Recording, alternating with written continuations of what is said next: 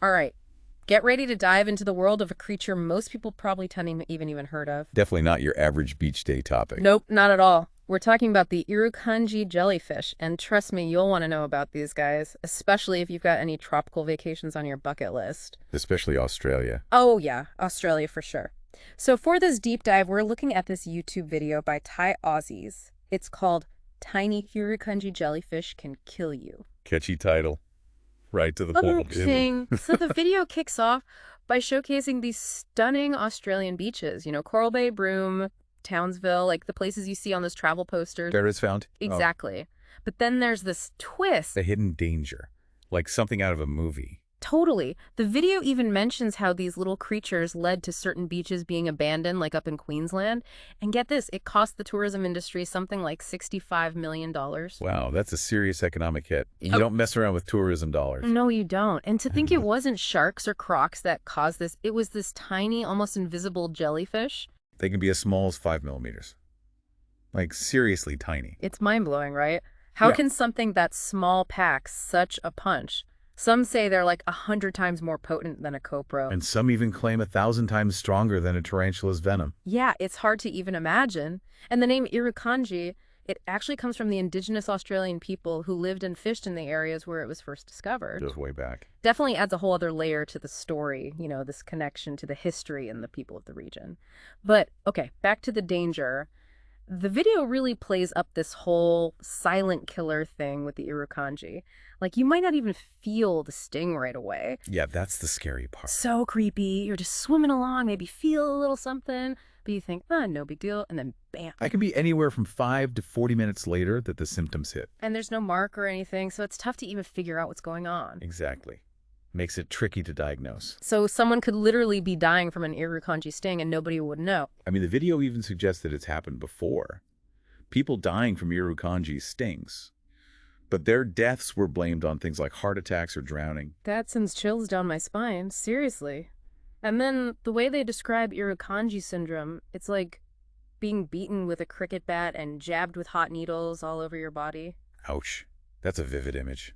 Makes you wonder what's in that venom that makes it so powerful. Right. What is it that actually makes this venom so bad? It's like this. It targets your nerve cells and basically hijacks your body's communication systems. Huh? Imagine someone hacking into your nervous system and messing with all the signals. So it's not just pain. We're talking about a full-on system attack. I got it. On top of the pain, there's this rapid breathing. Your blood pressure shoots up. Yeah.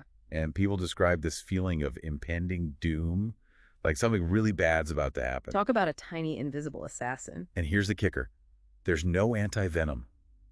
Treatment basically focuses on managing the symptoms and making sure your vital organs keep working. Makes you realize how important it is to know about this stuff, right? Be aware and take precautions, especially if you're swimming in areas where these jellyfish are known to hang out. Definitely. Being informed is key. It could literally save your life. No doubt about it. And, this whole $65 million loss from those beach closures, it makes you wonder about the long-term impact on Australia's tourism. Like, how do you convince people to come back to paradise when there might be invisible, deadly creatures lurking in the water? That's a great point. It's not just about the immediate economic hit. It's about the reputation of these places as dream destinations. Exactly. It makes you wonder if they'll ever fully recover from something like this. It'll be interesting to see how it all plays out. Absolutely. And then there's the whole climate change angle. Like, could rising temperatures make things even worse? That's a whole other can of worms. Okay, so let's unpack that next. It's kind of crazy how this Irukandji, it's so small and its effects are so delayed. Like, it really adds to the whole mystery surrounding it. I know what you mean. It's like a phantom menace. Exactly. And it's even more alarming is that even with these stings being potentially fatal, there's not a lot of research funding out there to actually understand this creature. That is surprising. You'd think with something so dangerous, especially in such popular tourist spots, there'd be more of a push to learn everything we can about it. Well, you know how it is with research funding. Sometimes it feels like it's a matter of which problem screams the loudest, gets the most attention. The squeaky wheel gets the grease. Yeah, something like that. Right. And in this case, the Irukandji, they're kind of sneaky. They don't always make a big fuss right away. True. It's like we're always playing catch-up with nature, trying to figure things out after the fact. And the video even suggests that the actual number of deaths caused by Irukandji stings, it could be way higher than what's officially recorded. Wait, really? That's terrifying. Yeah, because if someone gets stung and they don't even realize it, the symptoms could easily be mistaken for something else. So, like, someone could have a heart attack or a stroke and everyone just assumes that's what it was? But it was actually the Irukandji the whole time. Exactly. And without any visible marks and with the symptoms mimicking other conditions, it's definitely possible a lot of those deaths were misdiagnosed. It really highlights how crucial awareness is. If people don't even know they've been stung, they won't know to seek the proper medical care. Absolutely. Education is key. The video stresses the need for more public awareness campaigns, especially in areas where these Irukandji are common. It also mentions things like stinger suits as a way to protect yourself. Stinger suits? Are those like those full-body wetsuits? Yeah, kind of like that. Yeah. They're designed to create a barrier between your skin and the jellyfish tentacles. It seems a bit extreme, but I guess if it works... I mean, it's better to be safe than sorry, Right. right? Especially if you're swimming in Irukandji territory. I guess so.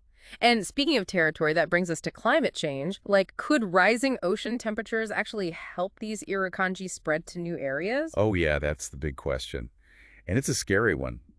The video mentions people reporting Irukandji-like symptoms in places far beyond their usual range. We're talking Japan, Florida, even Britain. Hold on, Britain.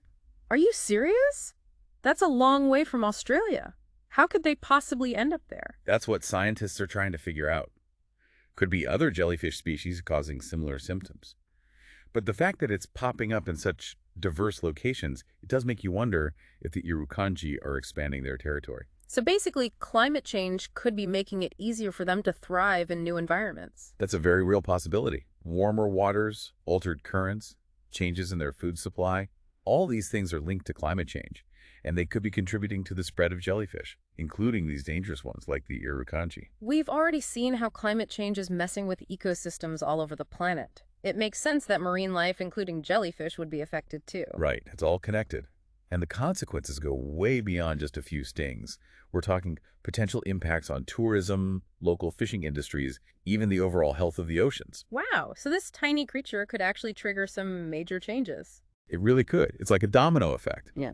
And while we need more research to definitively link climate change to the spread of Irukandji, all the signs are pointing in that direction. It's definitely something we need to keep a close eye on. I agree. This whole deep dive has been a real eye-opener. I mean, we started with this one unusual jellyfish, and now we're talking about public health research funding, climate change. It's all connected. You hit the nail on the head. The story of the Irukandji, it's a microcosm of the bigger environmental challenges we're facing. It shows how even the tiniest creatures can have a massive impact, and that we need to pay attention to the subtle changes happening in our world. We can't just sit back and wait for more research. We have to be proactive. I couldn't agree more. So what's the next step? Where do we go from here? So after all this talk about Irukandji, are we going to need like stinger suits every time we go for a swim now? Well, I wouldn't say everyone needs to be running out to buy a stinger suit, but it's definitely something to consider, especially if you're in an area known to have Irukandji. The video mentions something about calm, sunny days with those northerly winds being prime time for these guys. So I guess if it's like a rough day at the beach, we're probably okay. Not necessarily. I mean, those conditions might make encounters more likely, but it's not a guarantee.